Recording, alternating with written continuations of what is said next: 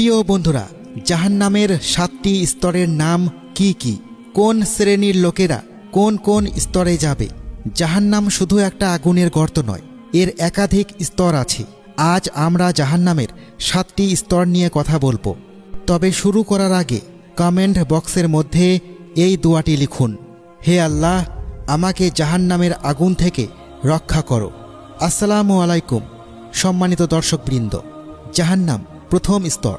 জাহান্নাম শব্দটি সাধারণত পুরো জাহান্নাম বোঝাতে ব্যবহৃত হলেও এটি প্রথম এবং সর্বনিম্ন বা সবচেয়ে কম যন্ত্রণাদায়ক স্তরের নামও। এটা আগুন আর যন্ত্রণার জায়গা। তবে এর একটা উদ্দেশ্য আছে, শাস্তি এবং পরিশুদ্ধি। অনেক পাপী যারা এখানে আছে বা থাকবে তারা চিরকাল এখানে থাকে না। যারা আল্লাহকে বিশ্বাস করত কিন্তু অনেক বেশি পাপ করেছে বা ধর্ম পালনে উদাসীন ছিল, তারা হয়তো এখানে কিছুদিন শাস্তি ভোগ করবে। অবশেষে ক্ষমা পেয়ে তারা জান্নাতে প্রবেশ করতে পারবে। কিন্তু ভুলে যাবেন না, জাহান্নামের সর্বনিম্ন স্তরও কল্পনাতীত যন্ত্রণাদায়ক। কুরআন বর্ণনা করে যে এর আগুন পৃথিবীর কোনো আগুনের মতো নয়। এটি ত্বক, হাড়, এমনকি আত্মাকেও পুড়িয়ে দেয়। আর কারো কারো জন্য এটা কেবল শুরু। লাজা দ্বিতীয় স্তর। জাহান্নাম যদি ভয়ঙ্কর হয়, লাজা তার চেয়েও অনেক বেশি খারাপ। এই নামটি আরবি শব্দ লেলিহান শিখা থেকে এসেছে, আর এটা ঠিক তাই, এক ভয়ঙ্কর তীব্র অগ্নিশিখা। কুরআন বলে, লাজার আগুন চামড়া খসিয়ে ফেলে। যখনই চামড়া পুড়ে যায় তা আবার নতুন করে তৈরি হয়, শুধু আবার পুড়ে যাওয়ার জন্য এক অনন্তহীন যন্ত্রণার চক্র।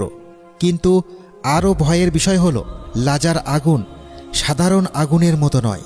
এটি জীবন্ত, এটি স্থির থাকে না, এটি শিকার করে। বলা হয়, লাজা তার বাসিন্দাদের নাম ধরে ডাকে। সে জানে কে তার প্রাপ্য এবং সে টেনে হিঁচড়ে তাদের ভেতরে নিয়ে আসে। কারা এখানে যায়? লাজা তাদের জন্য সংরক্ষিত যারা আল্লাহকে সরাসরি প্রত্যাখ্যান করেছে, অজ্ঞতার কারণে নয় বরং অহংকারের কারণে।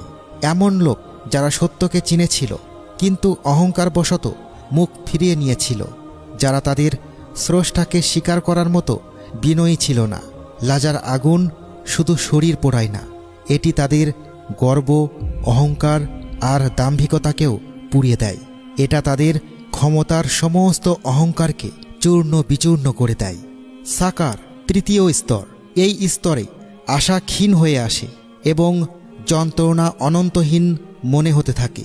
এটি চরম আযাবের জায়গা, যেখানে আগুন আত্মাকে ছাড়া আর সব কিছু গ্রাস করে ফেলে।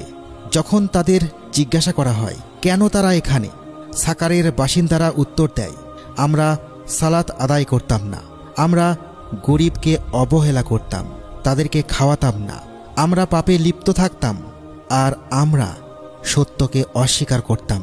কুরআন বলে, এর আগুন এত শক্তিশালী যে তা ছাই আর হাড় ছাড়া আর কিছুই রাখে না। তবুও ভেতরের মানুষগুলো আটকা পড়ে থাকে, না পুরোপুরি জীবিত না পুরোপুরি মৃত। এখানে কোনো স্বস্তি নেই, কোনো ঠান্ডা বাতাস বা পানি নেই, শুধু আগুনের শব্দ আর তাদের আফসোসের চিৎকার শোনা যায়। আল হুতামা চতুর্থ স্তর। আল হুতামা একটু আলাদা। এখানকার আগুন শুধু পোড়ায় না, এটা সব কিছু চূর্ণ বিচূর্ণ করে ধ্বংস করে দেয়। এর নামটির অর্থই হল চূর্ণকারী। আগুনের স্তরগুলোর মতো এখানকার শাস্তি শুধু জ্বলে যাওয়া নয়, বরং ভেঙে টুকরো টুকরো হয়ে যাওয়া। কুরআন একে এমন আগুন বলে বর্ণনা করে যা ভেতর থেকে শুরু হয়। প্রথমে তাদের হৃদয়কে পোড়ায়, তারপর পুরো সত্তাকে গ্রাস করে। এই স্তরটি তাদের জন্য যারা সম্পদ, মর্যাদা আর বৈশ্বিক লাভ নিয়ে মত্ত ছিল, যারা অন্যের কষ্টের কথা না ভেবে শুধু নিজের স্বার্থ দেখেছে, যারা ন্যায়ের বদলে লোভকে বেছে নিয়েছিল। এখন তাদের সেই সম্পদ বা আভিজাত্যের কোনো মূল্য নেই। জাহিম পঞ্চম স্তর। জাহিম মানে প্রজ্বলিত আগুন। এটি তাদের জন্য যারা বিশ্বাস করার মতো বিনয়ী ছিল না, যারা ছিল বড্ড অহংকারী। এমন লোক যারা সত্যকে চিনেছিল কিন্তু ভেবেছিল যে তারা আল্লাহর নির্দেশ মানার ঊর্ধ্বে। তারা খুব বেশি শক্তিশালী, খুব বেশি বুদ্ধিমান বা খুব বেশি উঁচুতলার। কুরআন বর্ণনা করে যে এর আগুনের শিখা অনেক উঁচু, যা তার বাসিন্দাদের টেনে আরও গভীরে নিয়ে যায়। তারা প্রতিটি সতর্কবাণী উপেক্ষা করেছিল। তাদের ক্ষমা করা হবে না, কারণ তারা জানত কোনটা ঠিক কোনটা ভুল। তবুও তারা বিশ্বাসের বদলে অহংকারকেই বেছে নিয়েছিল। সাইর, ষষ্ঠ স্তর। সাইর অর্থ জ্বলন্ত শিখা। এটি অস্তিত্বের অন্যতম জঘন্য একটি জায়গা, যেখানে শারীরিক এবং মানসিক দুই ধরনের যন্ত্রণাই বিদ্যমান। এই স্তরটি সবচেয়ে বড় জালেমদের জন্য সংরক্ষিত, যারা পৃথিবীতে দুর্নীতি, অবিচার আর অশান্তি ছড়িয়েছিল, যারা শুধু নিজেরাই পাপ করেনি, বরং অন্যদেরও সেই পাপের পথে পরিচালিত করেছিল। এখানকার শাস্তি শুধু আগুন নয়, তাদেরকে বারবার তাদের অপরাধগুলো মনে করিয়ে দেওয়া হয়। তারা তাদের কুকর্মগুলো বারবার অনুভব করতে বাধ্য হয়। কুরআন বলে, সাইরের আগুন কখনো নেভে না। এর ধোঁয়া বাতাসকে ভারী করে তোলে, নিঃশ্বাস নেওয়া অসম্ভব হয়ে পড়ে। এখানে দ্বিতীয় কোনো সুযোগ নেই, পালানোর কোনো পথ নেই। আল হাইয়া, সপ্তম এবং গভীরতম স্তর।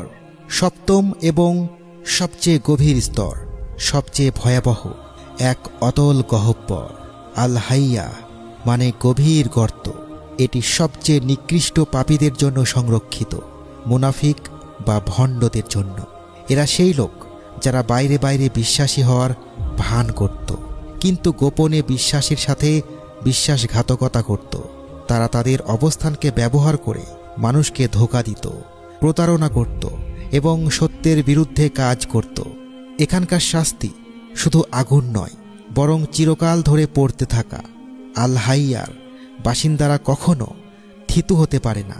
তারা ক্রমাগত নিচের দিকে পড়তে থাকে, গভীর থেকে গভীরে। ধরার মতো কোনো দেওয়াল বা মাটি নেই, এর কোনো শুরু বা শেষ নেই। শুধু এতটুকু জ্ঞান আছে যে তারা কখনো ক্ষমা পাবে না এবং তাদের এই পতন কখনো থামবে না। তাহলে এখন আপনারা জানলেন, জাহান্নাম শুধু একটি স্তর নয়, বরং 7টি। প্রতিটি স্তরই আমাদের মনে করিয়ে দেয় যে এই জীবনে আমাদের পছন্দ এবং কাজকর্ম কতটা গুরুত্বপূর্ণ। কিন্তু আসল প্রশ্ন হলো, আমরা কিভাবে সঠিক পথে থাকতে পারি? এখানেই আল্লাহর রহমত আসে। যদি জানতে চান কিভাবে জান্নাতে নিজের জায়গা নিশ্চিত করা যায়, তবে পরের ভিডিওটি দেখুন।